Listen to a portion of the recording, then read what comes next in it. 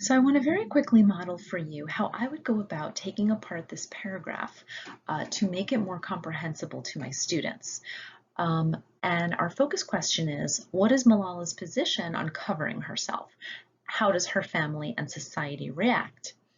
And so the very first thing that you can see is that I've bolded some words, and I want my students to be very aware of these words, some of which, like identity, we've gone over at the very beginning of our unit, and it's in their picture glossaries. Others, they're going to put into their picture glossaries, like devout, traditional, and bold. Okay, so I'm going to take them through the text once, paying attention to vocabulary. Okay, so now I want you to pretend to be my students. Okay, we're going to start reading our text. You are tracking the text with a pencil or your finger as I'm reading. Living under wraps seemed so unfair and uncomfortable. From an early age, I told my parents that no matter what other girls did, I would never cover my face like that. My face was my identity. Okay, I want you to underline the word identity or copy it down in your notebook. And identity means who you are, who Malala is. My mother, who is quite devout and traditional, was shocked. I also want you to underline or copy in your notebooks devout, which means very religious, she believes in God, and traditional, okay, which means you do things the way others in your community do them. Our relatives thought I was very bold. Okay, so here bold is a word that means brave, outspoken, not shy. Again, I want you to copy this down in your notebooks. Some said rude, but my father said I could do as I wished. Malala will live as free as a bird, he told everyone. Okay, so now that we've gone over some of the vocabulary, let's take some of our sentences apart. Let's start with our first sentence. Living under wraps seemed so unfair and uncomfortable. So wrap, as you know, means to cover something, right? So in Pakistan, where Malala is living, women wrap their heads with a scarf. You can also wrap a present, right? And here the expression is living under wraps, which means you live under a covering, right? And so what is unfair? What is uncomfortable? Living under wraps, right? Living covered is unfair and uncomfortable. From an early age, I told my parents that no matter what other girls did, I would never cover my face like that. So when did Malala tell her parents that she would never cover her face like that? From an early age, from the time that she was a little girl, right? And notice the I here is in italics, which means we emphasize that, right? I would never cover my face like that. My face was my identity. My mother, who was quite devout and traditional, was shocked. Okay, so notice that we have a whole little sentence in here, who is quite devout and traditional. And so this little sentence here, we could leave it out and we could just say, my mother was shocked. But that little sentence is giving us a little bit of extra information about Malala's mother. She is devout and traditional. Okay. Next sentence, our relatives thought I was very bold. Who thought Malala was very bold? Her relatives, right? Relatives are family members. Our relatives thought I was very bold.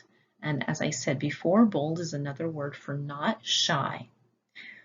Some said rude. Who is the some referring to here? The some in this sentence is referring to relatives, okay? So we could just replace some with relatives. Our relatives said I was very rude, okay? But here the word some replaces relatives. But, okay, so that word tells us that we're getting some different information now, some new contrasting information. My father said I could do as I wished. Okay, so whose father are we talking about? Malala's father. My father said I could do as I wished. Malala will live as free as a bird, he told everyone. Okay, who is the everyone referring to in this sentence? Who is the everyone referring to? We can be talking about her relatives, her friends, her neighbors, her family, okay? Everyone in Malala's community. Okay, so now I'm going to read the text with you one more time, and I want you to, at home, to read the text aloud with me, okay? Let's start together from the first sentence. Living under wraps seemed so unfair and uncomfortable. Notice that the prefix un means not or opposite. So unfair means not fair. Uncomfortable means not comfortable. Next sentence. From an early age, I told my parents that no matter what other girls did, I would never cover my face like that. My face was my identity.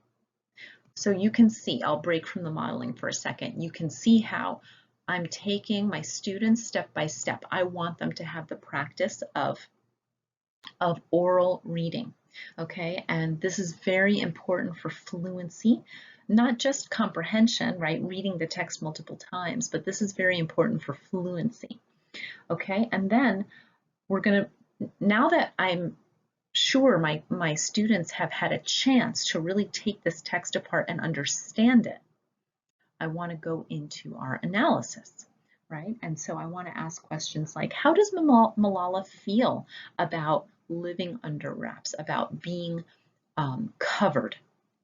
Well, we can see here in the first sentence that we have the words unfair and uncomfortable, okay? So we know that she does not like this new tradition or regulation in Pakistan where women have to be covered head to toe in burqas, right? But even from an early age, Malala knew as a child that she did not like this, right? She did not want her face to be covered. Okay, so what does that kind of say about Malala? What can we infer from this? Well, we could infer that she has respect for herself, that she is a strong person and she wants to show herself, right? She doesn't want to hide. She doesn't want to be silent, okay? And so who is surprised or offended by this position, by this attitude? Well, let's look through the text. We know that her mother was shocked, right? So her own family is shocked, and her relatives even thought she was being rude, right? Because why would they think she was being rude? Well, they might think that she should follow the traditions just like everybody else. Why does she have to be different, right? But who defended her? Who thought that she was right to think this or say this? Exactly, it was her father, right? Now, do you think it's unusual that her father would defend her? Because after all, she is in Pakistan, and in that culture, as we've been describing, very traditional, and her father might want her to be covered. Indeed, it is unusual that her father would defend her in this instant. Okay, so I'm going to stop the modeling there. As you can see, I've taken my students through the text 4 times. The first time was just a read through, going over vocabulary. The second time, I took the sentences apart by subject and predicate, the who or what of the sentence, and then the action, right? So I asked so if the verb is seemed, the question was what seemed so unfair, right? If the verb is told, who told her parents, right? So the subject and predicate, that gives my students a chance to take the sentence apart. Who is this about, and who is doing the action, or what is the action? The third time was a choral read for fluency. My students repeated, with me modeling fluent language, the text out loud. And then finally, the analysis, right? Now, if you're doing this over a live Zoom call, or Google Meets or whatever you're using, you can get live responses, which is wonderful, right? As if you were in a classroom. You can put students into individual groups, but you can see here in this pre-recorded video, you can have students watch a short video like this. We're almost at 11 minutes now, but to your students it would be shorter, and then immediately have them go into a written activity or even an oral activity answering specific questions. And you can do that using Flipgrid. So I hope this is helpful.